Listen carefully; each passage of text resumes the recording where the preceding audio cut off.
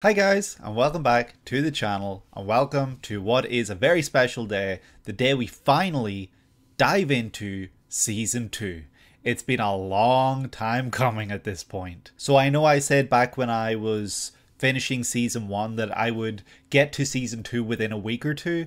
I think I said at the end of the episode, the final episode of Season 1, I said that I'd be taking maybe a week or two break to check out the other side content, OVAs, break times, tea times, all of that. And I had no intentions of straying from that. I was kind of like creating this schedule in my mind of this is when I'm going to do this is when I'm going to do this and everything like that. But here we are, like a month later after finishing Season 1, and we're finally getting to 2. I apologize for that. I did at one point get pretty badly sick and I had to take an entire week off doing everything, so that really just put a strain on things, and then I was catching up with everything else, so it kind of made it difficult to check out the other stuff that I wanted to for ReZero. But we're finally here, so regardless of all that, we're finally getting into Season 2. I'm very excited. I hope you guys are too, as I'm sure you see from the title of this video and maybe also from the thumbnail. I don't know what I'm doing with the thumbnail yet, I haven't created it. This will not only be my reaction to episode 1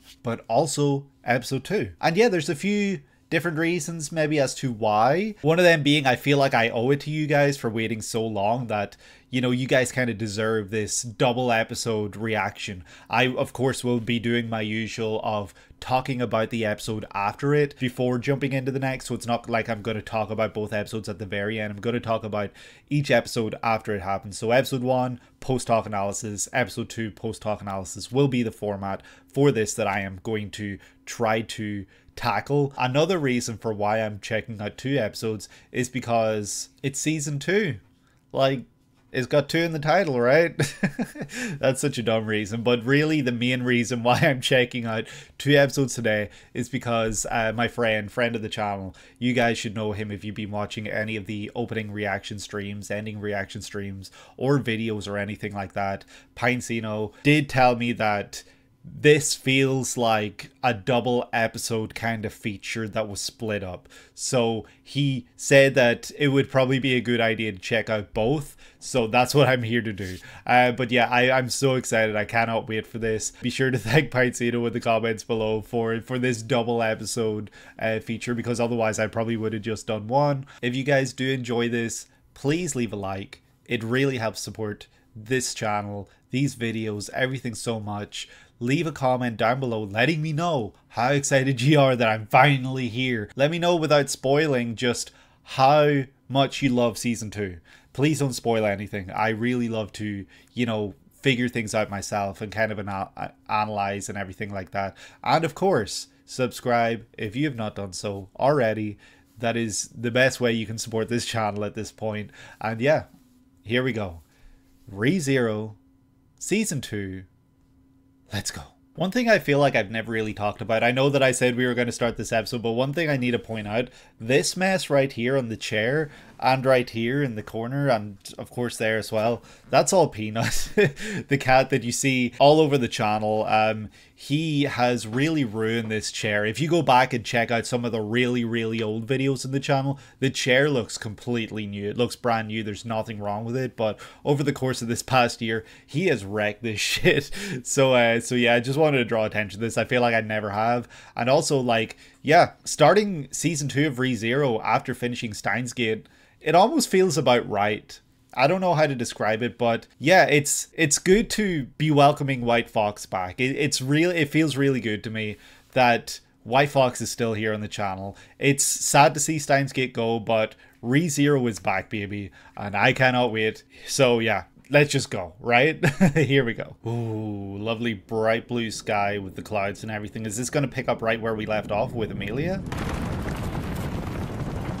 I hope this is friendly. Show me a familiar face. Show me someone I actually can trust, because otherwise, I don't know if... Otto! Okay. Otto in his 3D form. There they are in the background, and the kids. Okay, we're picking things up where we left off. That's good, that's good. Oh, look at them. So cute. Aren't you? Yeah, it's Petra. Oh no, Petra.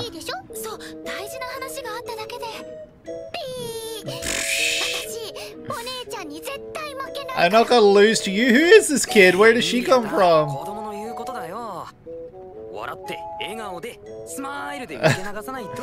I guess that explains her behavior in some of the OVAs.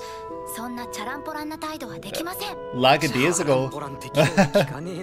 I wonder if the whole who says that in this day and age is kind of telling us something more than we might be looking into. We owe him a lot. Otto.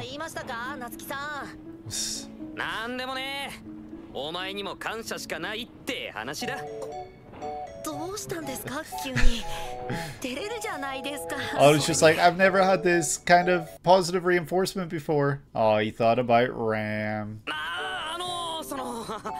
His best friend.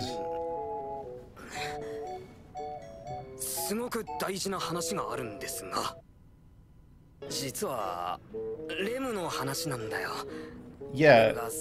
Oh, okay. Well, that's not your place to tell anyone. It's not your place to tell people how she feels about you. Well, it could be if things turn weird.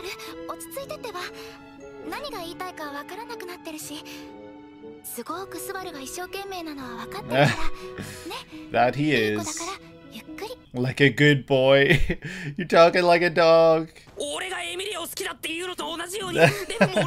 So it creates a really awkward situation. Yo, they animated its face like crazy. Is she like... Okay? She's gonna say, I know? What? What? Last time it was the whale, this time it's... She was left behind with the whale carcass. Did something happen? Is it still got some power? Is it still able to do stuff? Oh my god. I'm worried. I'm worried, Krush. Phallus? That's not what it said on my subs back when I was watching season 1. That's true. It's not selfish whatsoever, you care. Aww. Let's put a smile back on that face, Ram. Aww.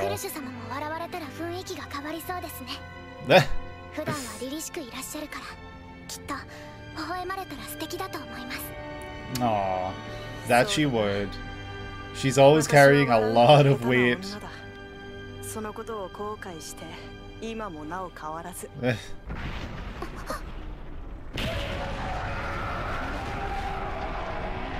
Is it the wheel? Somehow?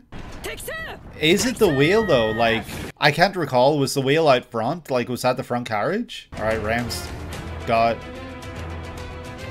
a single person? Are you the new gluttony?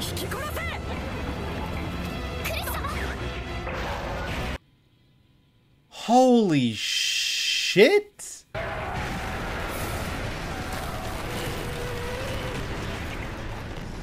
Hold up.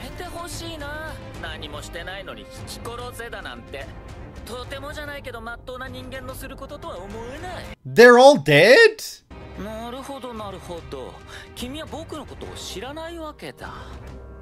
Yeah, tell us who you are.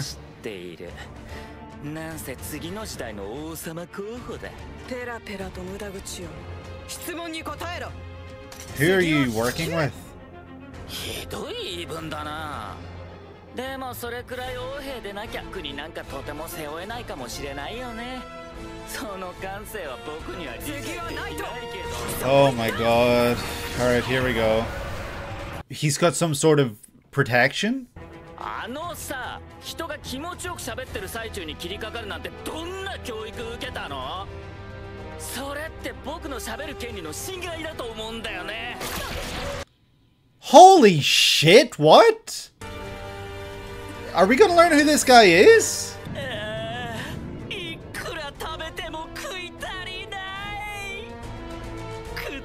Someone else now? Is he speaking through this person now? Are they the same? Isn't that the same voice? Or is it different? I don't know. Is that Gluttony? Is that the new Gluttony? Because Gluttony can split. Yeah. Lai Baten Gaitos. And greed? Oh my god. Oh my.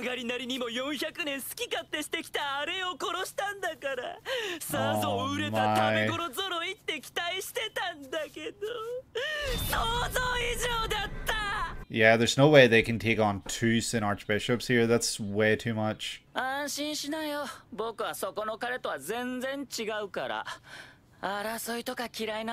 Ram.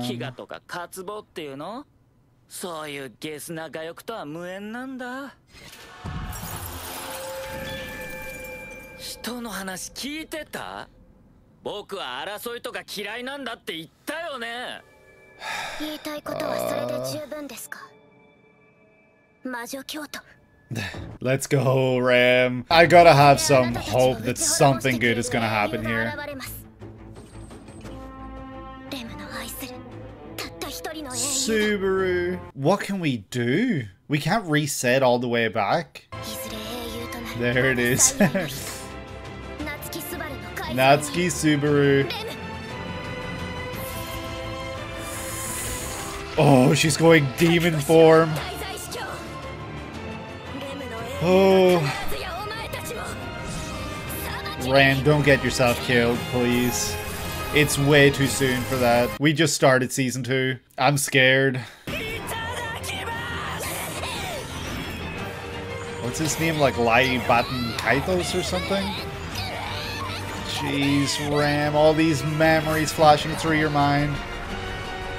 That's bullshit! He's cheating! They were having a 1v1!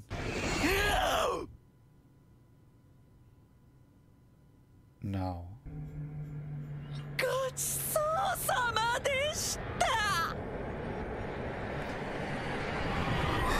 Can we do anything? Is there anything Subaru could possibly do to fix this? It's Krush with her missing arm, yeah. She's okay though, right? Krush is fine. Rem was immediately on her, hopefully sealing the wound. You defeated the White Whale, yeah, but now we've got new information that sadly you don't know yet. This sound in the background is reminding me a lot of the ending, I think, for Monster. It's really intense. Oh, Subaru. Her body is not here. Oh. The sound of chains? She's here?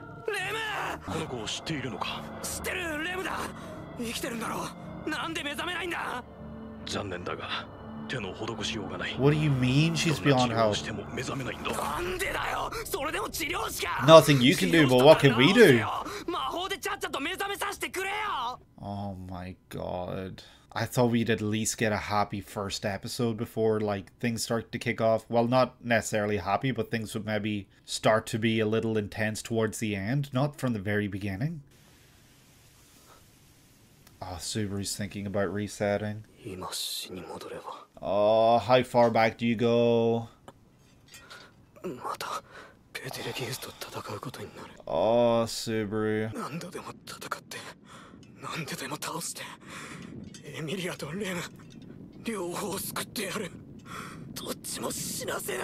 You're such a good person. He actually did it.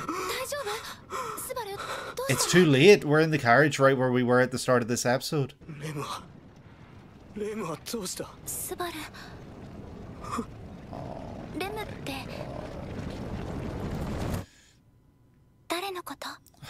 Shit. We gotta learn to do something with these resets. We gotta figure out a way to manually go back to a previous checkpoint. She did, yeah. And she always watched you as you slept, yeah. But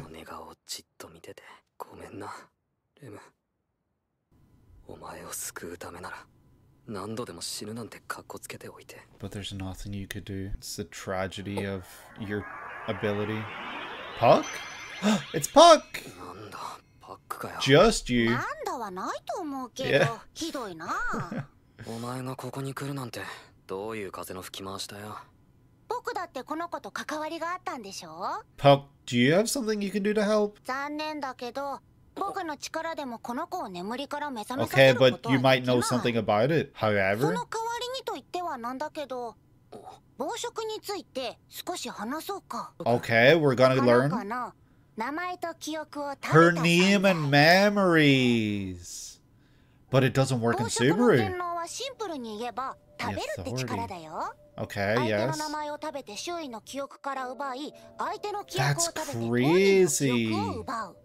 両方を奪われれば、それはもう何者でもない抜け殻が残るだけだよね。 Do they have to defeat この女の子の gluttony 状 then 態は for it to be まさ returned にそれ to だ。 her? いろいろ抱え込んでる君にお願いするのは酷だけど、リアのことよろしく頼んだよ。 Aw. Thank you, Puck. But also, that's kind of your job. Like, isn't that your whole thing? 彼女は Krush. 何も変わってないですよ。 Can't believe you've lost your arm. 我ながら不甲斐なくてめめしい話ですけど。そんなことは彼女もそれを喜んでくれているのではないでしょうか。話し合いがしたいと皆さん談話室に集まっています。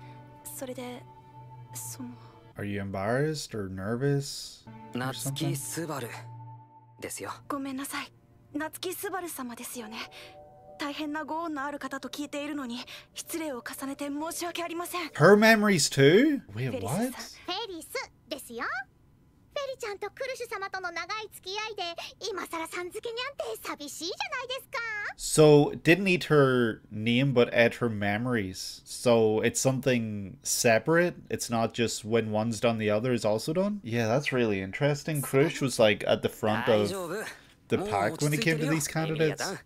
俺は大丈夫だ。まずは状況の再確認からしてこっか。 Yeah, Krush was normally the one who came up with all these plans. オートから救援を連れて戻った時、残っていたのは犠牲者と私と同じような境遇の方々だけですね。 That's awful. Can we return the memories and stuff if we defeat gluttony? 魔女教の仕業と考えて間違いないでしょう。 Yeah. いえ、クルシ様に含むことは何も。怯えさせてしまい申し訳ありません。また別の滞在司教なんてほんと最悪だよね。ま、エミリア様が応戦に出るって時点で魔女教が出てくるのは分かってたけど、やっぱり私のせいなのかな。 It's not literally your そのほ fault, んの but 片鱗ですよ。やめろバカバカしい。 you could probably trace it all to happening because you're 悪いのは involved 鉄 and 道 stuff. 鉄尾あのクッソのだろうが。攻める相手を間 There 違え it るんじゃ is. ねえよ。 There's 筋違い the で味方を gospel. 傷つけても世話ねえだろ。はあ、スバルキュンが言うと説得力が違うね。経験の差ってやつ。フェリス、今の発言は聞き捨てなりません。謝罪しなさい。 There it is. She's stepping up. 夏木スバル様のおっしゃる通り、 Okay, 事の thank 責 you, を問われ Krush. るべき相手は明確です。そして正しい意見を述べた方をあざける資格もあなたにはない。 Psh. Yeah, step down, エミリア Ferris. 様、謝罪いたします。スバルキュンもごめんね。約束の同盟のお話だけど、 Right? なかったことにしない。 Why? なんで今の流れで同盟を取り消すって話になる。同盟はお互いの利益があるから結ぶもの。このまま魔女教に狙われ続けるエミリア様に協力しろと。それでクルシュ様がこれ以上傷つかないってスバルキュン約束できる？私はその意見には反対ですな。なんでビルシーが反対するの？クルシュ様が Because we こん owe な風 him に a なっちゃって lot? それでもエミリア様たちと協力し続けて何の意味が？普段の輩、クルシ様を襲った暴食に対し、 Yeah, we need 報復 to を行う take 機会 them が down. 訪れましょう。 Yep, それ literally, クルシュ様の exactly. お命より大事だって言うの？フェリス、クルシュ様だってお辛いはずです。 But if we わからなくて capture them, they could tell us なら戦おうな if んて there's a 思わ way ない to でしょ？ reverse things. ですよね。ねフェリス、心配してくれてありがとう。今はまだ私にはわからないことばかりです。 Too much. 何一つ以前の自分を思い出すことができません。 Not a single one. それでも今の私を尊重してくださる皆様に Is this ま new ずは感 OST? 謝を。何かを選ぶなら誰かの言いなりではなく自分の意思 Ferris で is 選びた concerned, い。 but he's being very skittish. Gotta appreciate Krush for always doing the right thing, even when she's got no memories. クルシュ様がこうおっしゃる以上、同盟の解消は誰も望みますまい。はい、エミリア様と夏木スバル様に多大なご迷惑をおかけします。 That you will, but only because you've lost your memories, no other 足並み reason. が揃ってるなんて言えないもの。聖域に避難したラムたちと交流して、それにロズワールにもちゃんと話さなきゃ。 Roswell, yep. What's he gonna be able to do about all this? 俺は強いってお前は言ってくれたけど、 You are お strong. 前が言ってくれなきゃそうやって強がる俺ってやつも見つからねえみてえだよ、レム。 Aw. 私もこの子、レムさんの関係者のはずでしょ。レムさんか。そっか。私この子のこと呼び捨てにしてたんだ。エミリアタンはロズワールの客分だしね。ラムの妹なのは説明いらないでしょ。 Looks just like her. だってラムとそっくりだ Yep, もん。 she's 間違 blue い flavor. ないわ。ずっと寝てないんでしょ。少し休んだ方がいいわ。何にもできないわけだし。でも何かしたいと思ってるのは本当でしょ。そうやって心がずっと頑張り続けてたら先に体の方がくたびれちゃうわ。 Yeah, this is true. You gotta listen to her. 情けねえな俺。うんうん、そんなことない。私スバルにすごく助けられてる。本当に本当。 Aw, she's so きっと sweet. 大丈夫なんて分かったようなこと私言えない。 Things will be okay because we'll make things okay. 忘れてしまったこの子のこと。何もわからない私が何を言ってもスバルを傷つけるだけだと思うから。レムのこと一人で抱え込んで悩もうとしないで。 Aw, that's very sweet. 私もちゃんと And we thank you. スバルの悩み抱えさせて。 That's exactly what we need right now, but at the same time, Subaru's gonna feel that weight. 君はレムのこと何も覚え Exactly, てない because he's the only one who both remembers her, なんとかしたいと思っちゃいけない。 and スバルが because こんなに悲しい顔するぐらい大事に思ってる子なんでしょ。 of the promise he made, それを and that he can't do 私 anything も to 助 save けてあ her. げたいって思うのはそんなに不思議。今度は私もスバルを助けたい。 Aw, スバルが傷ついているなら何とかしてあげたい。 thank you. We gotta go hunt for gluttony. Lie back in Kaitos or something. I can't remember the name. スバルの方がもっとすごいと思うけど。いやそんなことねえよ。エミリア、一つお願いがあるんだけど、後ろを向いててくれる？ちょっと泣く。 Aw, 分かった。 Subaru.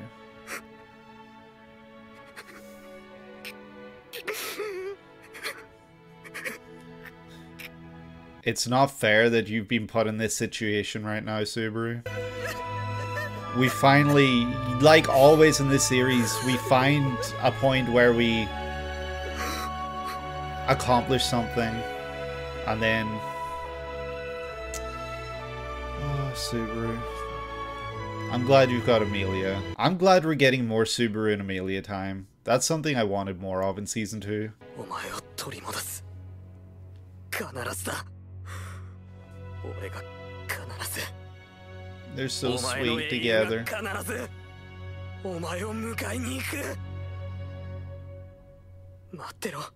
Damn, that's crazy. Each one's promise. That was a tough episode. Holy shit, that was just cruel. I'm just taking some time. I know I look like I'm in a really awkward position right now, but I'm just kind of like slumped over right now trying to think like what I think could potentially happen going forward. So yeah, this is a really intense first episode for a season. This is not how I thought the season was going to go. At least not how I thought it was going to begin. I don't know, like... What's going to happen? Like, is Ram just permanently going to be out of action? I'm going to take another feud just to think. Like, that's... Whoa.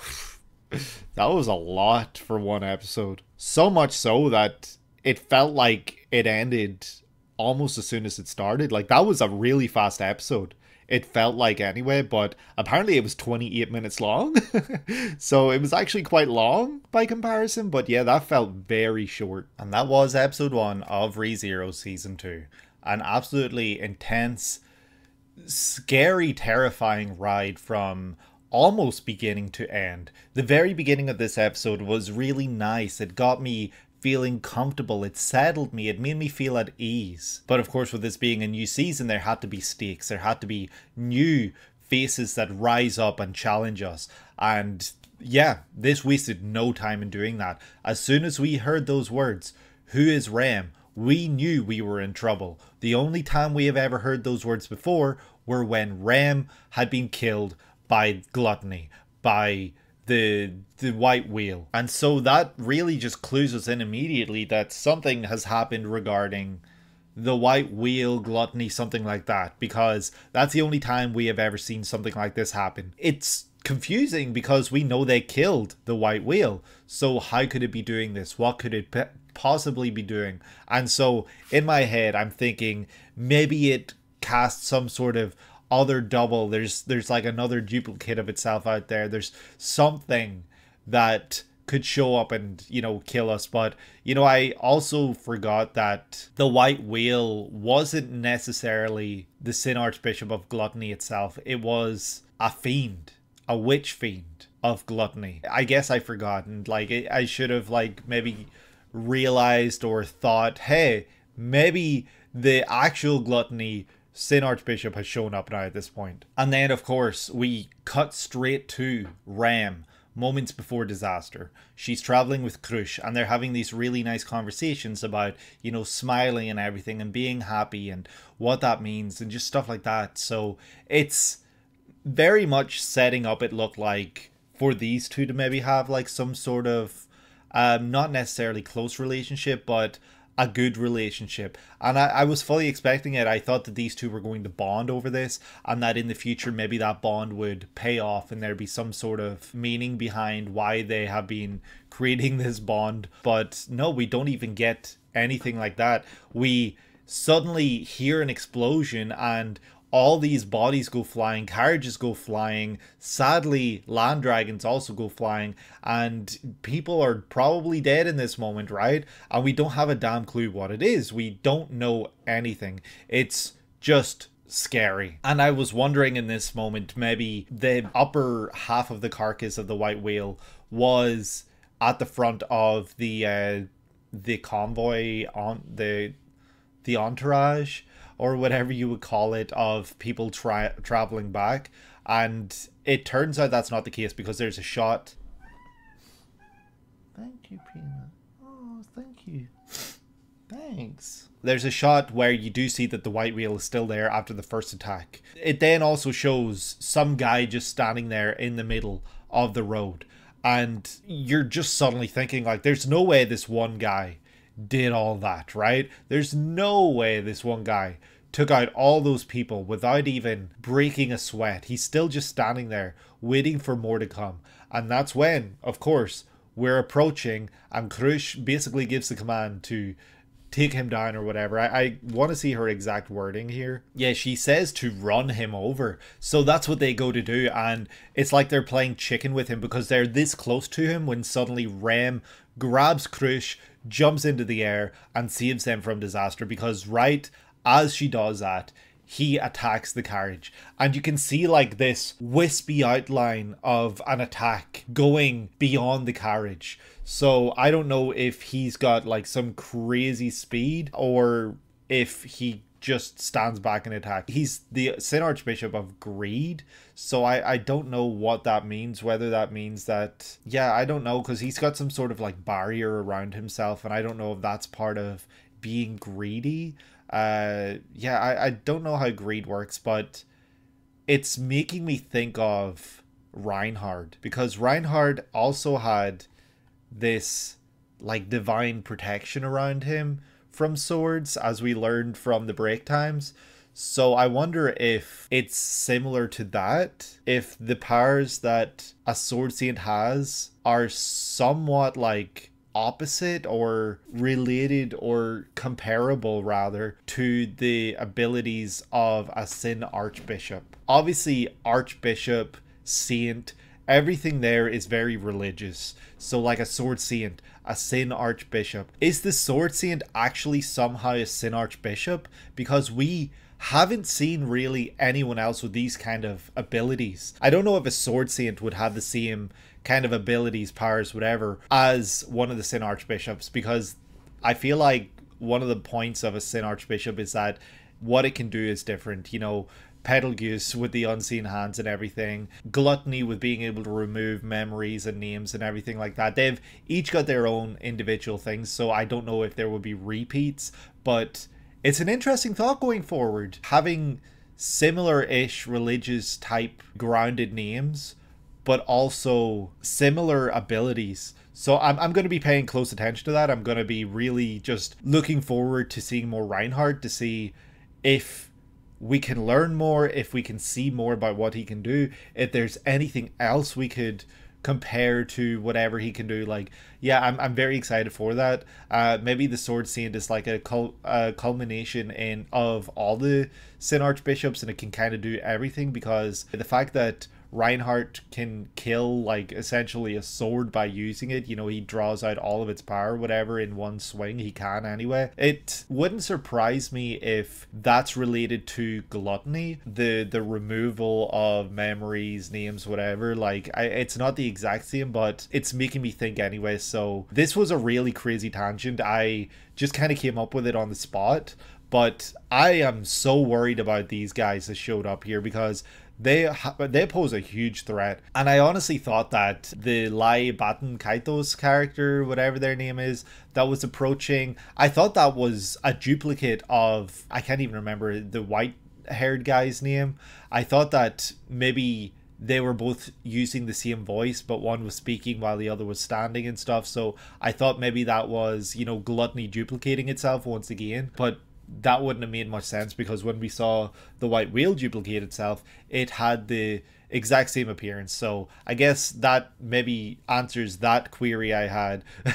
But this white-haired guy, he's really just there to cause shit. He's there to cause drama, and his voice did sound familiar, but you know, you'll just have to forgive me. I'm terrible at pinning names and everything like that, pinning voices, pinning everything like that, but the voice, he does sound very familiar to me. So I'm sure you guys will hopefully let me know who he shares the voice actor with down below. And yeah, this whole scene kind of just then culminates with Krush throwing her sword, using her ability that I sadly have forgotten the name of, but it's the one that she used against the white whale. You know, it's like using it's basically like the Moonlight Greatsword, where she sends this huge blast wave towards them, but she sees here that it does not pierce some sort of invisible barrier that is around this guy, and instead it just falls to the ground. Also, I noticed that he also has the Frieren earring. It's a different color. Frieren's is red, I believe, and his is blue.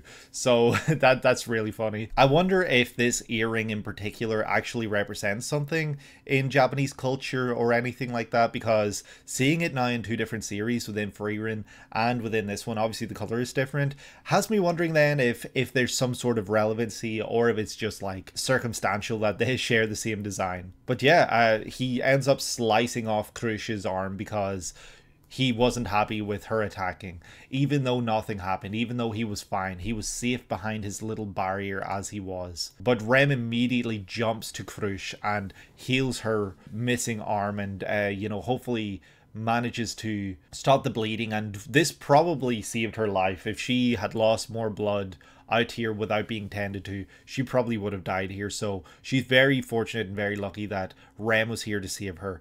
And yeah, it's at this point where you're like, oh my god, like there's nothing Rem can do against this guy. Like, things are awful, things are terrible. What are we going to do? Is someone going to show up to save us? Is something going to happen that can help us? But we don't get any of those answers. Instead, what we do get is the voice of another character who has been talking about feasting. And we learn later on that this feasting is related to eating memories, eating names, making people forget about you, making you forget about yourself. It's really just terrible stuff, honestly. Like, at that point, it's almost like you could make that question of whether being put in that state is worse than death itself, because you have no memories of who you are. People don't remember who you are. So what do you do in that state? And obviously then gluttony can choose whether it eats the memories, eats the name, or both. And in this case for Rem, it does both. But for Krush, it seems to only be her memories of herself. So it's a really interesting decision of like why that is. I'm not entirely sure. I hope that we get answers as to how it actually works, like literally, and it's not just you know, the theory of it. I hope that we actually get some actual answers. But yeah, Lai Batan Kaitos is the Sin Archbishop of Gluttony, and the Sin Archbishop of Greed is, I don't know if it's Regulus or Regulus. Like, I want to know how to pronounce it, but Corneus? I'm going to listen to him pronounce his own name here. Regulus Corneus seems to be the correct pronunciation of his name. Regulus Corneus is an asshole. Like, there's no beating around the bush. He is a cocky, full of himself, self-assured asshole who doesn't think about anyone other than himself. That is the immediate impression of him. Regulus Corneus doesn't seem to want to fight, but he's killed all these people. So to be like now, like, didn't I say we weren't going to fight? It's very dumb. It's like, well then what are we here to do? You know, like, I'm not just going to stand by here and watch you do what you need to do and then leave. Like, Rem stands up to fight because Rem is an honorable person. Rem cares about the people she cares about. She cares about Krush, and she also understands the importance of Krush's camp and everything. And so to flee, to leave the scene, and to not do what she can to protect and save anyone who can still be saved, that could be seen as betraying the alliance. And so she would honestly have made things worse for everyone here. So Rem did the right thing here for the alliance, but realistically this was the wrong thing for Rem, because she is not strong enough to face off against two Sin Archbishops by herself, especially two that she doesn't know anything about. She doesn't know how their powers work. She doesn't know how they fight. She doesn't know anything about any of that, but she still stands up to do it anyway because she is admirable, she is honorable, and she is Rem.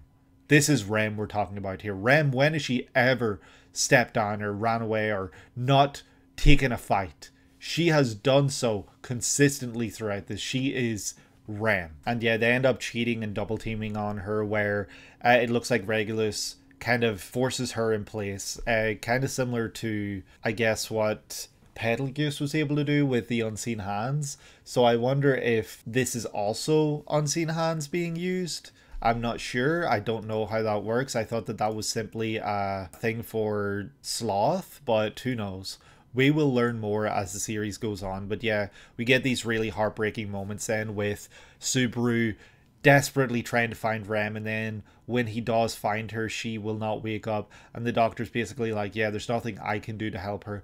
But the wording choice that he uses, there's nothing I can do to help her, indicates that there is potentially something that can be done to help her. I don't know if that was just unintended or if it was literally meant to be that we can help her, but we just don't know how. Like, I'm going to be interested to see what we can do, how we can fix things, how we can save her, and I hope that we get those answers in the coming episodes. And that's when Subaru decides that he's going to take his own life so that he can save Rem. But sadly, he is put back to the point where he learns that Emilia does not know who Rem is. So it's really, really just terrible that his checkpoint is no longer going to be able to help Rem whatsoever. He is in a spot he's never actually been in before, where there's literally nothing he can do. He's already too late. At the point where he goes back, Rem has already been taken out. That's just the simple truth of where his checkpoint currently is. And that's why I was saying during the post talk for and the kind of wrap up for season 1 during the break times and petite times, if you guys haven't checked that video out, I would recommend going and checking it out. Even if you don't want to watch the break times and petite times, I do talk about season 1 as a whole at the end, and during that I mentioned that I think it would be really cool if Subaru was somehow able to learn how to make manual checkpoints himself, how to do that so that he can save as many people as possible, so that he can go back to the point where he knows he made a mistake. And I think that that would be really a great way to evolve that ability of his. And yeah, he doesn't have a chance to save Rem here because he's put back to a point in time where that's not possible. And yeah, like, we're mourning alongside Rem in her room in the Mother's Domain. But then Puck shows up and Puck's like, yeah, I'm sorry I can't help, but I'm gonna lower drop on you for a bit. And we learn a bit about gluttony, which is really nice. And we learn about how it consumes memories, how it consumes names and everything like that. So now we know how it worked. We just need to figure out a way to help that. And yeah, then, like, obviously Krush has forgotten a bunch of stuff too.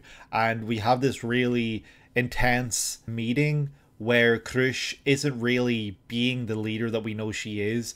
And Ferris is obviously very scared of Krush getting put in danger again. So Ferris is trying to call off a lot of stuff. Wilhelm is very much like, hey, I don't think we should do that because that's in bad taste and everything, and it's not what we initially agreed to. And Krush basically then takes the side of Subaru and Emilia, and it's like, yeah, we're not going to step aside, we're going to continue doing what we've been doing. The alliance remains, and Ferris, apologize for being such a meanie to both Subaru and Emilia, because Ferris had some choice words to say, but I don't think this is Ferris's character. I think that this was literally just out of desperation, out of fear of what could possibly happen to Krush, and it's completely valid here. I don't think he did anything wrong here, but at the same time, I wish he didn't say those things because it was uncalled for. But yeah, we're kind of settling on the fact that we want to get our revenge on Gluttony. So now I'm wondering if taking down Gluttony will somehow restore those memories and everything like that. So I hope that we get that answer. We see also in these scenes that Krush has her arm back, so I guess Ferris has the power to restore arms or reattach arms and stuff, so that's really cool. It's good to see that the top healer in the kingdom actually can do really cool things like this, because it's not really touched upon, it's not really mentioned, but obviously that's what happened here because Rem didn't do that. Rem just, I guess, stopped the bleeding and closed the wound or something like that. And then that leads into the really emotional, well done scene at the end of the episode where Subaru once again is watching over Rem, saying he's not going to sleep, saying he can't do anything, apologizing for not being her hero or being there to help her. And that's when Emilia comes in, and Emilia is here to both see Rem because she knows that she knows Rem. Even if she doesn't know how, she doesn't know who Rem is, she knows that, and she feels honor bound to be here for Rem, but also she wants to be here for Subaru because she knows Subaru is going through a lot, and she asks Subaru to share that burden with her. And I think that that's a really beautiful thing. I think that that's really important because Subaru is always carrying this burden by himself because he cannot tell anyone about what he can do, what he can't do, things that he could do to help, and why he can't help, and why he's so sad right now, why he's so upset, and it's because he cannot do anything to save her. So he does have a lot weighing on his mind, especially these two promises that he has made. The one to Leah, which was also mentioned by Puck when Puck was in the scene where Puck was like, take good care of Leah for me. And yeah, like, that's a promise that we've made to Emilia and to Puck, but we also did make that promise to protect Rem and to be by her side when things go wrong, and we did not do that. We were not there for her. So yeah, it's really weighing on Subaru, and Subaru's got a lot to learn about what he can do, and he's got a lot to think about here. And yeah, I think it's really upsetting. And when he starts to ask Emilia to turn around because he's going to cry, it's both really sad, but it's nice to see that he's not afraid to show his emotions here because he has been put through a lot, and for him not to have cried until now, that's absolutely insane. And yeah, it's a really touching scene then when she comes up behind him, hugs him, and starts petting his head. She doesn't open her eyes. She respects his wishes not to look at him while he's crying. But Rem is going to be okay because Subaru has promised he's going to fix things. He's going to save her. He's going to do what it takes, and he is going to make sure she's okay alongside Emilia. And that's his promise at the end of this episode, and that's how we basically end this one. We don't get an opening, we don't get an ending, and I'm okay with that because this was really, really touching, sweet, terrifying, awful scary, and just the worst. It was both amazing and terrible. This was a great first episode, one that immediately hooks you, immediately introduces you to new threats, introduces you to new concepts, and gets you ready for the turbulent ride that awaits us ahead here. So yeah, I'm going to wrap this one up for this episode, and we're going to check out episode 2 right now. Here we go. All right, I'm very nervous to check out the second episode after what we got in the first one, but here we go. Okay. Bob Dylan? Emilia 様や夏木スバル様になら当家にいつまでも滞在していただいても構わないのですけど。 Aw, thank you, Krush. We appreciate you. でも村の人たちも家に返してあげたいです。 Yeah, right enough. I forgot that we still were carrying these villagers around. 相談して戻ってくるんで。We're gonna talk to Roswell. What's he gonna have to say about all this? 対応に報いられれば幸いです。そんな大げさな。 One day. 助かったのはお互い様だし。 This is 報酬 true. だってもらってんのに。なあ。 Petrash! We get to keep Petrash! Aw. 大丈夫？スバル。想像以上にうまくいったい。 Aw, but Petrash is such a good girl. 屋敷に戻って静養が Thank 必 you, 要なの。 Ferris. スバル君も一緒だから。俺も？今回タイダとやり合うのでまたゲートに無理させてるし。 This is true. We have ゲートの中の毒素は綺麗にしたけど。 we have toxins in our 2ヶ月は gate. 安静させて。 2 months. That's not gonna そん happen. な続けて事件が起きたりは。今のフラグ臭くなかった？ Just set a flag? What? Like a checkpoint? どうかご送検で。 Aw, thank you, 近く Krush. また You お会いで too. きるのを楽しみにしておりま And す。 your reattached arm. We wish you the best. Thank you very much for all ど your うかお元気で。 help and everything that you did for 今度 us. は助けられるばっかりじゃなくて、誰かを助けられるような私になります。 I believe it. I believe you, Emilia. 夏木スバル様も That's 今後のご us. 活躍を心よりお祈りいたします。 Thank you very much, Krush. Shake her hand. What the hell? Little high five. That was cute. Oh, look at them all buying. また必ずお会いしましょう。 Damn, we're saying goodbye to Krush. That's a shame. I love Krush's camp and everything. I really like the characters surrounding her and everything. And I just her in general. She's a really interesting and great leader. スバルって当たり前みたいに私の隣に座るのよ。 Oh, of course it is. なんかおかしかった？うん。最初はムズムズしたけど。 Back when you 今はそうして started. くれないと変な感じだからいいの。 Aw, that's nice. 俺の涙ぐましい努力がついに実ったが感無量だ。またそうやって茶化す。レムのことずっと気にしてる。 How could we not be? I'm glad they're using her 大 name 切な again. 子なんでしょ。大切、超大事。 She's エミリアと同 very じくらい important. 大事。すごく勝手なこと言ってる。自覚ちゃんとある？あるよ。正直。 But it's this selfishness that has saved you so many でも times. 本気だから。今僕のこと呼びました？ He said 呼 Otto. んでねえよ。お前の目的はローズワールドの直接交渉。忘れてねって。 お願いしますよ。本気で僕の人生がかかってるんですから。はいはい、わかりました。 Keep your eyes on the road, お Buster. 別れの時間。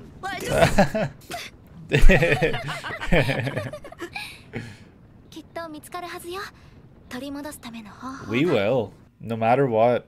Whatever it takes. きっとわがままな理由で動いてるって意味だと、私とスバルって似た者同士だと思う。私も身勝手な理由で応戦に参加してる自覚があるから。身勝手？ごめんなさい。うまく言葉で説明でき But なくて。 try. スバルに隠し事なんてしたくないの。 Good. だけど No more なん hiding. て言っていいのか。全部を話し合うのはローズワールド合流してからってことだな。例 Okay. の問題もなんか知ってるかもし You れ have ない time to し。 think about it. But something's probably going to happen and we won't learn. We won't hear anything. Knowing the luck that we have in this series. 聖域からラムたちが戻ってないってこと？そうみ Interesting. たいだな。時にエミリアと聖域の場所って知ってる？ Is it the place in the mansion? スバルが知っててくれてるんじゃないの？ Is it the secret room in the mansion that we saw? ここに来て今更なんだが、そもそも聖域ってどういう場所なんだ？私もあんまりロズワールは秘密基地みたいなところって、それに Oh, look at them all. They're all worried. こうなったら一 I 旦 mean, 屋 they have 敷 the だ。 right to be worried. なんか手がかりがあるかもしれないし。おっと、お前も一緒に来い。いえ、お屋敷に。Well, you want to talk to Roswell, don't you? It's his mansion. Oh, look at him carrying her. She looks so at peace. Oh. バック？バック？あれ？反応がないみたい。寝ちゃったのかしら。こっちはどうだ？ Is that why Puck said look after Leah? Did Puck leave? Did Puck go do something? Who was that? お帰りなさいませ、エミリア様。 Who are you? お戻りになられるのをお待ちしておりました。 We saw you in a flashback. Or in a flashback in one of the OVAs. 私、フレデリカ・バウマンですわ。そういえば、俺が屋敷に来る少し前に辞めたメイドがいた。Oh. 一身上の都合でおいとまをいただいて。 Why have you got shark teeth?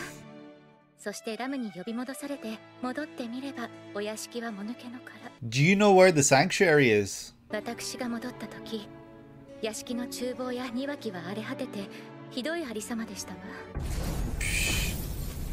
切実な理由だった。That's really funny. 私にもラムにうり二つの少女のことを説明していただけますか？ラムの妹のレムだ。すっごくいい子なんだ。優しくて強くてめっちゃ働き者で。The hardest worker. 俺の目から見ても本当に仲のいい姉妹でさ。旦那様とラムが戻ったらどんな反応をされますかしら？ Yeah, I'm interested to know Roswell's reaction. Yeah. ラムの反応はあんまり想像したくない。Yeah, that Roswell guy. それだけの信頼に値するのはこの世にたった二人だけでしょうから。 Ram being one of them. ラムとこのお屋敷の禁書庫の大精霊様。 The Great Spirit? Beatrice? レアトリス様ですわ。 Beatrice is a great spirit? Where was that information last season? よーベアコ。久しぶりだな。 The way he just finds her every time first time is so funny. A great spirit though? That could explain kind of like the contract in one of the earlier episodes in season 1. In a very long time. 大声で泣きわめくのも悪くないぜ。さすが好きな女の膝の上でピースか泣いた男の言葉には眼蓄があるのよ。いい加減忘れていただけませんかね。ロズワールの考えをどのくらい知ってたんだ。戻ってきた半獣の娘と見た。 Half beast. That's what I was wondering. I was like, yeah, something seems a little strange about her with those teeth and everything. That can't be coincidental. あれが何も考えてなかったとはベティも思わないかしら。俺もお前も周りの連中もみんなロズワールを買いかぶりすぎてるだけなのか？ What is his deal? We brought you a book. どうしてよりによってお前がその本を奪い取った戦利品だ。この屋敷を囲んでた魔女教、その首謀者からな。その持ち主はDead. 俺が殺したんだ。お前もベティを置いていったのかしら。ジュース。それよりお前が滞在司教をタイダを殺したなら。 She knows it's sloth. She knows it's Petalgoose. Is she? まさか本当に？ Huh? だとしたらお前は何のためにタイダを殺したっていうのよ。 What? それにロズワールは何をして？だからロズワールの野郎は聖域だよ。さっき言っただろ。俺の方があいつの考えを聞きてんだよ。お前の欲しがる答えは全部その聖域にあるかしら。ロズワールの思惑も福音書の意味も魔女因子の答えも何もかもそこにあるのよ。欲しければ向かえばいい。場所は半獣の娘が導いてくれるかしら。 What is suddenly happening? それに聖域に行かなくてもお前が。ベティは話さない。話さない権利はベティにあるはずなのよ。これ以上ベティに甘えるのはやめるかしら。ベアトリス。ベティはお前の都合のいい道具じゃないのよ。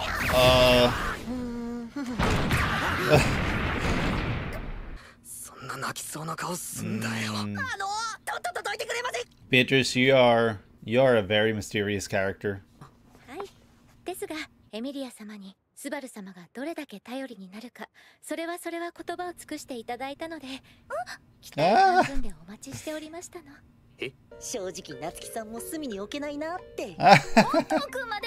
Everyone's just like, wow, this guy really? That's so funny. フレデリカが教えてくれるってのか。Please エミリア do. 様に根負けしてしまいました。できるだけ口外しないように言いつけられているのですけど、ただ少しだけ準備にお時間をいただきたく、2日ほどでしょうか。 Why do we have to wait 2 days? いえ、私は屋敷に残りますので同行はできかねます。 What? 一緒に来てくれないの？どうやって And who's gonna lead us there? 察 Otto? しが悪いですね、夏希さん。 Otto knows. 少しでもエミリアに協力的に接して、その後ろ盾のローズワークの印象を良くしようって。 That's so funny. You've clocked him. You know all about him.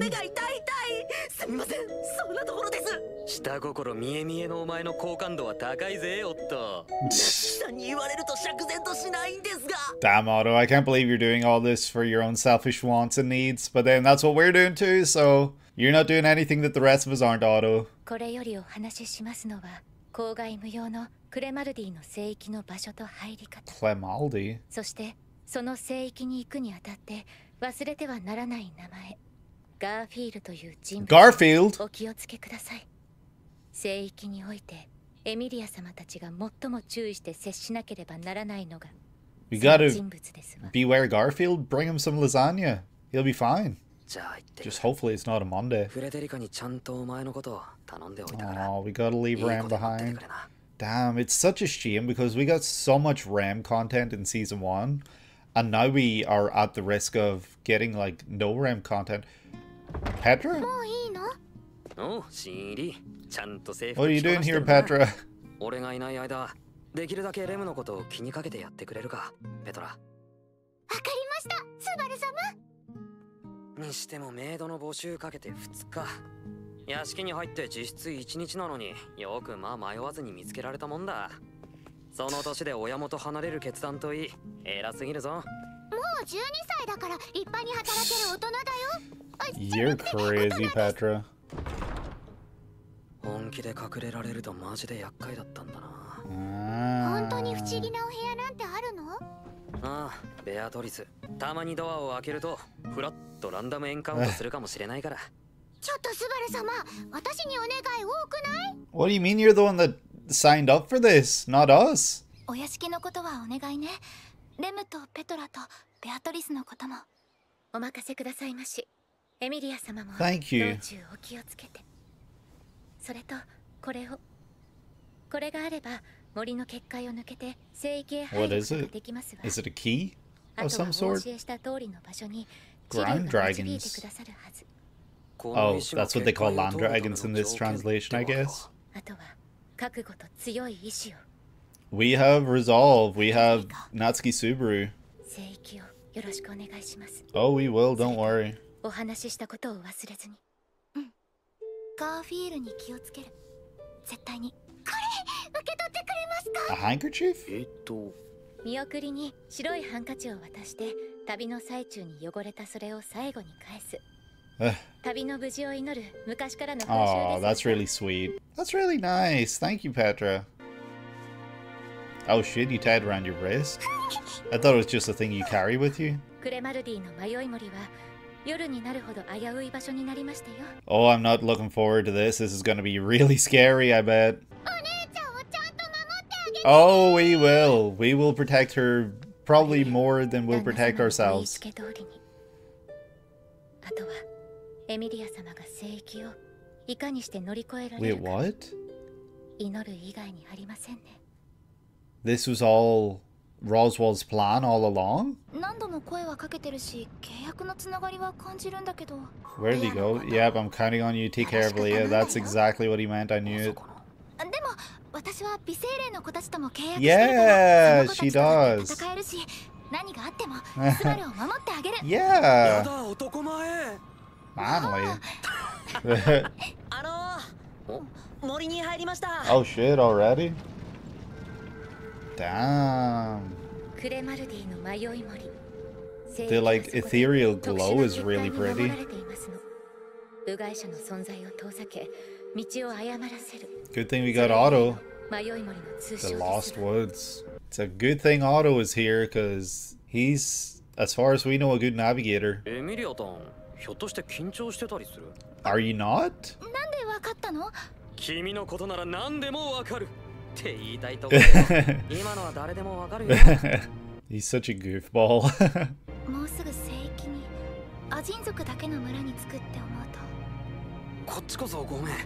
そこに頭が回ってなかった。エミリアタンと同じ境遇のハーフエルフもいるかもしれないのか。私自分以外のハーフエルフに Really? ないの。でも聖域にはもしかしたら There may be. 俺がすげえ嫌な予感がする。エミリア借りるぞ。エミリア What the hell? You should have tossed that shit. What the hell? Who are you, Garfield? Half elf? Oh shit. What? Why? Who? Where? Why? What? Why? What? Why? Why?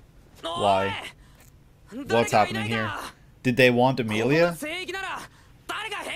What is the plan here? Like, there's some sort of ploy at play here, and I just don't know what. Did Roswell want to capture Emilia? She's been staying with him this whole time. He could have come up with something a lot easier. No? なるほど。それが君の欲の根幹か。なかなか興味深いことだね。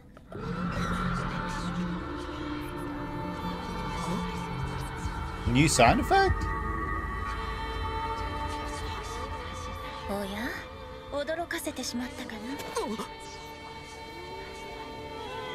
Oh 人と話すのは shit. ずいぶん久しぶりだから、つい気持ちが入ってしまった。 Oh, I don't like the look of you. 僕の名前はエキドナ。 Echidna? 強欲の魔女と。そうな The の witch. か。 Oh い my. いかな。 The Witch of Greed? I was told not to watch the opening because spoilers, but what? The next location? The Witch of Greed? And she's talking about what we want? And that's to see Emilia? Deceive her? Is Echidna at Sanctuary? Is she working with Roswell? Is Roswell somehow some sort of witch? I don't know. The fact that we just had Beatrice referred to as a great spirit, and now we've literally been introduced to the Witch of Greed. Not an archbishop like we're used to. The witch. That's insane. I thought the witches were dead. I thought that... What? Like, isn't the whole thing that the Witch of Envy killed the other witches? Like, isn't that what we were told? Can the witches be reborn? Kind of like the archbishops and stuff? Like, you know, Betelgeuse can kind of just body hop? Can the witches do something like that too? I was under the impression that they couldn't, and that the only reason they're looking for Satla to inhabit a body is because she was sealed away. Her body was taken, but her soul, just something like her being, yet exists, and it needs a body. That's crazy. I was not expecting this. Yeah, this changes a lot within the series, and I have no idea what this means for the future, what this means going forward, I have no idea. I will do my best to think about a few things, but yeah, this is probably going to be a really scattered post-episode analysis. I will do my best. Wow, so yeah, this episode was kind of insane, honestly. Like, we kick things off with unfortunate farewells. I know that we have to move on. We're not going to be situated in Krush's camp forever. And that was very obvious, very clear. Krush is obviously someone who wants to further her goals. Like, she might not have the memories right now, but that's honestly like her intent. She is running opposite Emilia, so it wouldn't make sense for us to be with her forever.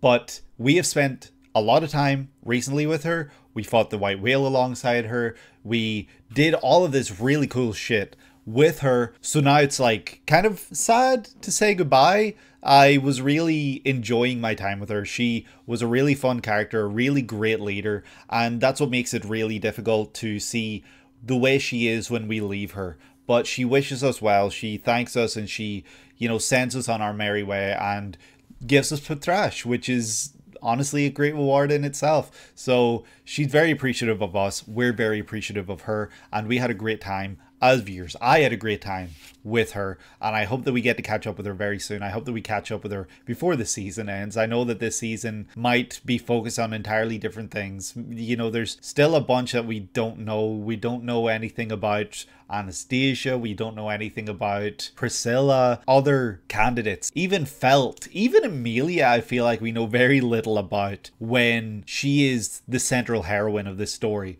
She is still a very mysterious character that we don't know a whole lot about. We just trust her, we follow her, and we really just like her as a character. She is really, honestly, the epitome of niceness. Honestly, she's such a great person, and seeing everything she's been through, it's really just unfortunate. But yeah, we still don't really know anything about her, so I'm interested to learn more eventually when we do get to that point. And yeah, I wonder if her existence and who she is relevant and important to what ends up happening at the end of this episode, because I'm skipping way ahead, but obviously Roswaal seems to be someone who has an idea of where he's going, what he's doing. He has a goal, he has an intention. We know that goal is to kill the dragon, and yeah, now I can only assume that Roswaal is 100% one of the bad guys. He shared that with us a while ago. Well, he shared that with Ram, but we as viewers witnessed that. He wants to take down the dragon. He wants to kill the dragon. But what if the dragon is the only thing that is stopping Satala from being released? I've asked this question before, and I really deeply apologize for forgetting already again. But someone please remind me what the words were that were used when in season 1 that I think it was Ram told us. Maybe not, I can't remember actually. The sealing of Satala.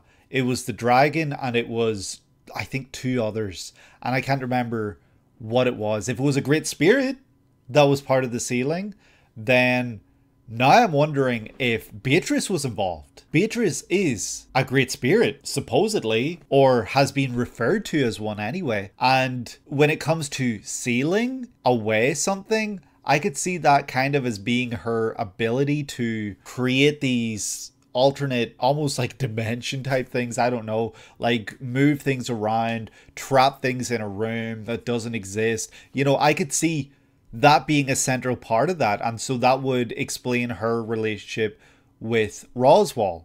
Or maybe that was her grandmother, I can't remember, that was mentioned during Memory Snow, who drank a lot or something. I can't remember what exactly was said, but a relative of Beatrice's was mentioned during Memory Snow, and I don't think that was throwaway. I think that was a little tease of things to come, that her parentage, or parents of her parents, whatever, are relevant and important to this world. And yeah, I just don't know how. I'd love to learn, but right now we don't have those answers. Right now all we know is that Beatrice has information that she will not share with us. She has told us that we can go to this sanctuary to learn things for ourselves. And she basically said everything we want to know will be there. So that's very both exciting but also terrifying, because Roswaal's going to be there. And if we're going to learn everything we want to know and Roswaal is planned to be there, that doesn't necessarily look to be a good thing. That looks to be something that will maybe cause tension, and Roswaal might be an antagonistic figure, and I'm fully expecting it. I don't think I've made it any secret that I have never trusted Roswaal whatsoever. He just doesn't strike me as someone I can get too cozy familiar with or start to trust. He's really scheming. He seems really very much like he is meddling and stirring the pot. He was definitely stirring the pot when Subaru showed up at the Capitol. I know I've talked about this a lot and I always mention this, but yeah, he seems to be a character who has goals, intent, and it's not necessarily good. But anyway, going back to the beginning of the episode, we're taking Rem and the villagers and of course Emilia. Everyone's going back home, and we don't have time to waste because these poor villagers have been away from home for too long. So, you know, we're traveling, we're having some really, really beautiful, nice, really honestly touching moments with Emilia. We're laughing with her. We're having some heart to heart. You know, it's just really sweet to see. This is the kind of stuff I need more of between Subaru and Emilia, because the time that they spend together is not enough. I need to see them spend a lot of time together, and they only spend a little bit of time together here and there. He spent more time with Rem last season than he did with Emilia, honestly, and I just need them to have time together. I need to see them travel together, and that's what makes what happens at the end of this episode even more upsetting, because it looked like we were going to get that. And yeah, Emilia is talking about her selfishness, because she calls Subaru selfish. She's like, well, I'm in no position to talk. I'm also doing something very selfish. I am participating in this royal selection for my own selfish reasons, and she does not elaborate on that. She just leaves it at that, and when Subaru questions it, she's like, I don't want to hide things from you, but I don't know how to put it into words. So it's obviously something really huge. It's obviously something very important to Emilia, but she's not ready to talk about it. I wonder if she's been put to this task by Roswaal, and the reason is to kill the dragon or something. Maybe she just honestly wants to learn more about herself. Maybe she wants to learn more. Maybe she wants to free these elves. Who knows? But her reasoning, she believes to be selfish, and she can't exactly put that into words for Subaru just yet. So he's being patient and giving her the time to figure out what she wants to say, and to say those words, and to share that herself. And while I was watching, I did say, after Subaru said we'll talk about it once we meet with Roswaal, I was like, yep, that's not going to happen anytime soon. It felt too good to be true to get that information this soon. Once we get to the village, everyone that was sent to Sanctuary has not returned. So that's our insight that something either might be wrong at the Sanctuary, or they're still there. And as to why, I don't know. That could either be because there wasn't really that communication about when to return, or they're just waiting for something to happen. Who knows? But yeah, nobody knows where the Sanctuary is, so we decided, right, we're just going to return back to the mansion. We can figure out something from there. Maybe Roswaal left something, maybe Roswaal left a clue, who knows? But then we start to talk about Beatrice, because she remained here in the mansion, and she will allow us to enter the manor, the mansion, whatever it is. And I guess that's maybe a point in time where Subaru's brain starts working, and he starts to think, well, if anyone could maybe point us in the right direction, if anyone maybe knows something, I bet it could be Beatrice. He doesn't say that, but if I know my Subaru, I would suspect that the mention of Beatrice would make him remember, oh yeah, I go there all the time and ask her questions. I bet she'll tell us something.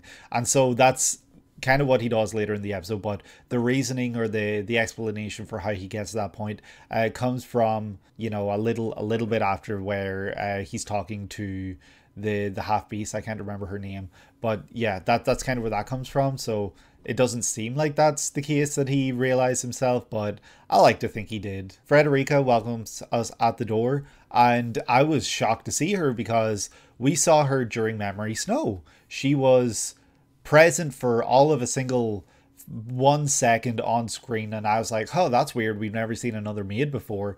And yeah, like now we get to learn why they maybe showed her Memory Snow as a little tease that she was going to reappear in this series later on down the line. She's got shark teeth, and we learn later on, is a half beast. I guess that's cool, you know, you can get half elves, half beasts, you know, you could get all these other things. And yeah, she seems like a really nice character. She's very loyal, it seems. She does the work, and she is very appreciative and respectful, it would seem. So I hope that we get to spend a little more time with her. I hope she isn't someone that we come to be wary of or anything like that. But I guess anything could happen at this point, right? Then we learn that the only two people that would be trusted to know what Roswaal is thinking are Ram and the Great Spirit of the library, Beatrice. Seeing her called a Great Spirit was honestly very shocking to me. That was like a huge moment, and I'm still surprised. I have no idea what that means. Like, was it just kind of like a title, or is there more to it?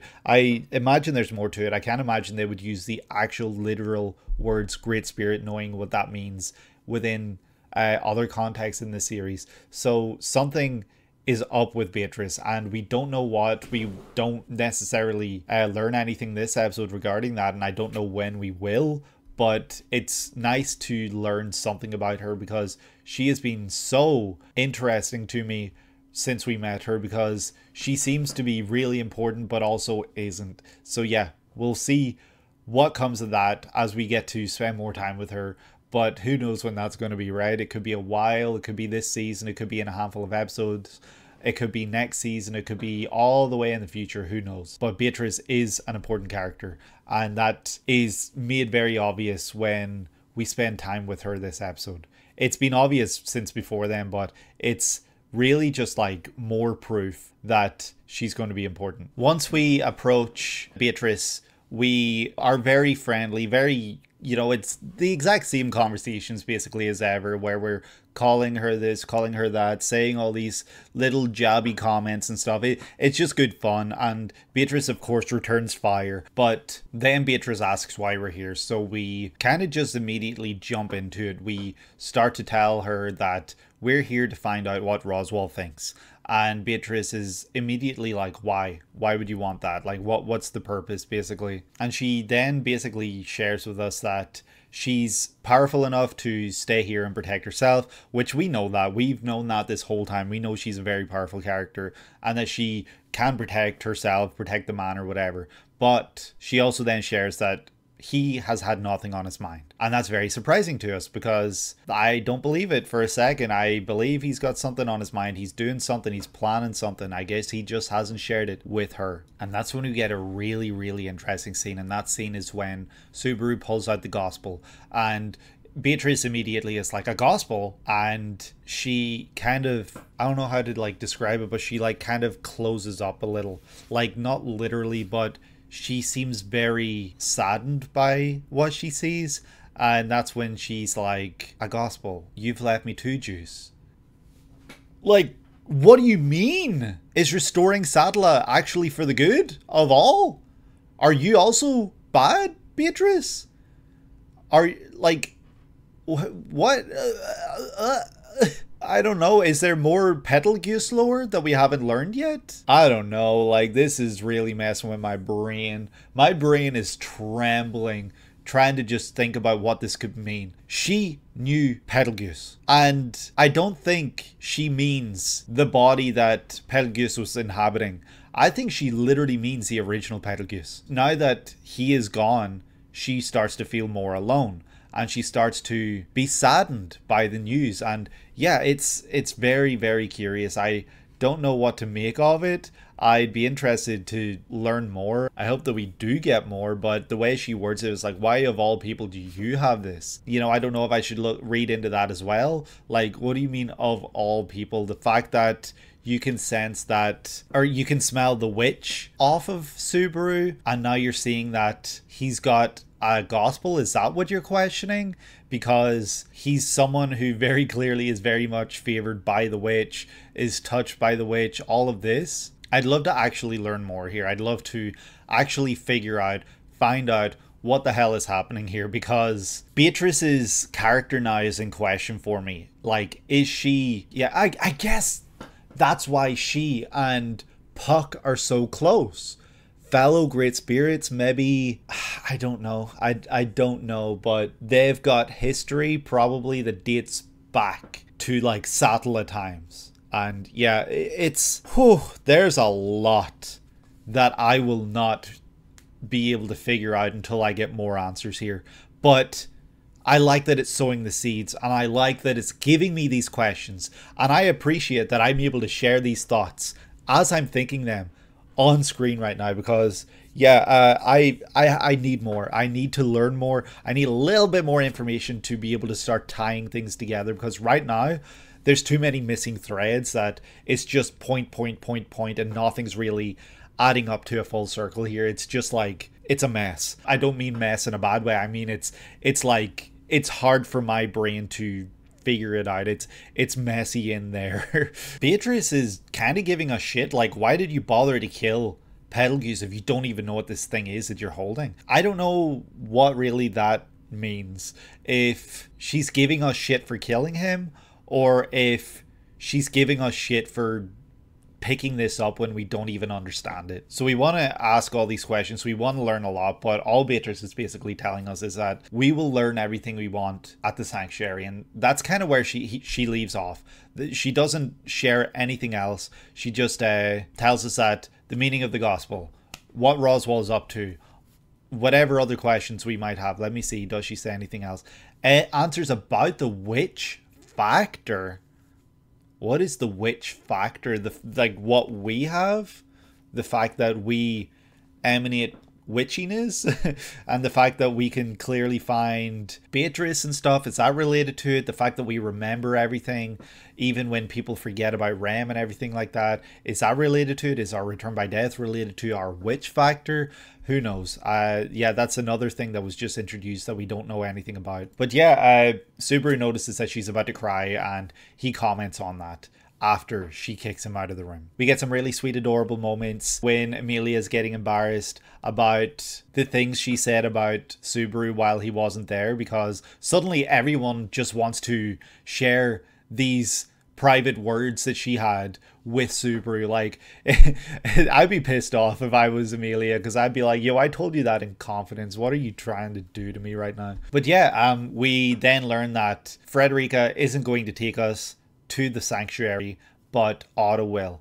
And I guess Otto knows where it is, either because he knows or because he was told by Frederica, and he's a really great navigator. He knows how to travel and everything like that. And yeah, that's what ends up happening here. She needs 2 days to prepare, so within those 2 days we don't actually see what happens, but we end up leaving then once those 2 days over. We also are told to be wary of Garfield.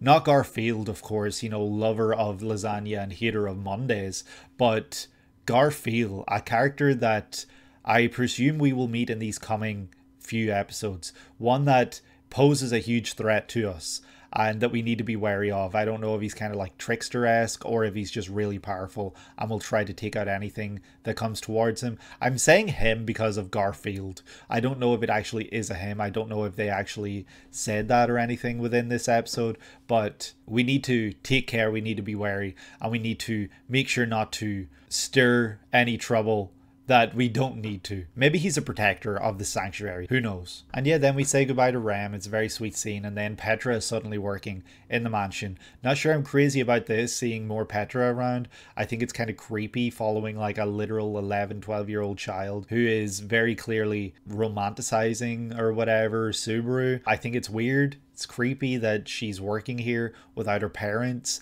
And yeah, Subaru, come on, bro, do better and, like, you know, keep her at a distance here. But anyway, she is a very sweet character, and she does have some really nice words to say, and she has a really nice moment with Subaru as we're walking along and she's learning about her job and everything. But yeah, then we're kind of, I don't know if we're tricked, but Frederica gives Emilia a little crystal necklace and says, this is what you need to get beyond the barrier or whatever. From there on, you know, the land dragons will lead you to sanctuary. But now I'm wondering if we can even trust her, because yeah, this is not good. We're told that all we need now is resolve and a strong will, and yeah, that can describe both of us, both Emilia and Subaru. They definitely have the resolve and the strong will to do what they need to do. But yeah, Frederica, you sent us on a crazy mission here, because I don't know what's happening. We get the little thing around our wrist, which is very sweet. The next big thing that happens is Frederica pulling out a letter and saying, I've done exactly as Master directed. Everything depends on how Emilia overcomes the sanctuary. So she's being put through a trial, it would seem here, and yeah, it's ominous. I don't like it, and maybe that's also why Puck has left, because he knows Emilia has to go through this alone. Too many questions, not enough answers, and it's kind of scary to think that things could go terrible here, but also, like, I gotta have faith that Emilia is going to pull through. I know Subaru will, because Subaru will do whatever it takes to pull through, but I'm scared for Emilia here because she's separated from us, and this looks to be a place that they've been luring her. They've been tricking her into going here, and it seems to be that they want her to do something. They want something from her, and it's a scary thought, knowing how important she is and knowing what the witches and everything want with her, and then the fact that now we have these doubts about Beatrice, Roswell, everything like this. Like, are they trying to trick her, trying to lure her here for some purpose? And yeah, Emilia's nervous. She's not afraid to kind of admit that. But then that's kind of when everything goes to shit. Subaru asks if we're going to see any other half-elves, and she's like, she's nervous because she's never met another half-elf, and she's saying that maybe in the sanctuary she can maybe find another one, she can talk to another one, something like that. And then the crystal starts to glow, and it's not good because Subaru senses, he detects immediately that he needs to get rid of this thing because this thing is bad news.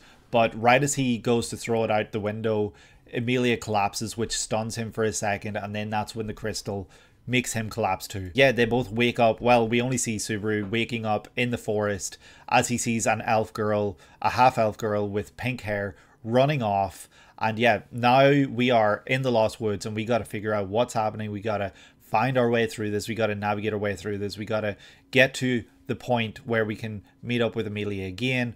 We need to know what is happening here, what this trick is, what this plot is that has been scheming, that everyone's been up to here. But yeah, we don't have the time to learn that in this episode, because once Subaru finds what looks to be maybe the sanctuary, it's like a big almost like Aztec looking building. I don't know how to really describe it, but it's like the only building in this whole forest, so it's obviously important in the woods, whatever it is. He enters and calls out for Emilia, and that's when he hears the voice of Echidna saying, oh, so that's what you want most, okay. And then summons Subaru basically to her, and yeah, there's the introduction of I am the witch of greed. And that's kind of how we end this episode. It was very intense and very worrying and very scary towards the end there, but I think everything's going to be okay. I just think we just need a little more information, because maybe things aren't as scary as we think, but Echidna, cannot trust her as far as I can throw her. She is the witch of greed. We met Regulus Cornelius, who is the Sin Archbishop of greed, so maybe that explains the white hair. I don't know. Maybe the two of them work together. I don't know really how that relationship works. Does that mean all the witches are alive? Are we going to meet the other witches? Is something bad going to happen here? Who knows? We will hopefully learn Echidna's intentions in the next episode. Is she working with Roswell? Is this all to do with bringing back Satala? I guess time will tell. But yeah, that's probably going to do it for me for today. I had an absolute blast with these two episodes. I cannot wait to check out episode number 3 very, very soon. Thank you for all your patience waiting for this to come out. And yeah, I hope that you enjoyed it. If you did, please leave a like and subscribe if you have not done so already. Hit the bell so that you're notified when ReZero videos go live and any other content on the channel. And of course, comment letting me know, as I said at the beginning of this, without spoiling please, how much you love this season of ReZero. And yeah, I am going to wrap this one up. I hope that you guys are having a great day today and that you're able to take it easy. I will see you in the next one. Take care.